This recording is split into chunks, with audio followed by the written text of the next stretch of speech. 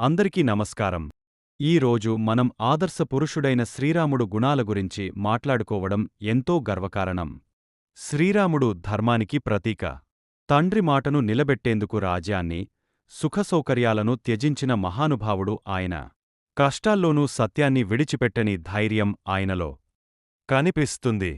ఆయన ఆదర్శ కుమారుడు, ఆదర్శ భర్త, ఆదర్శ సోదరుడు, ఆదర్శరాజు.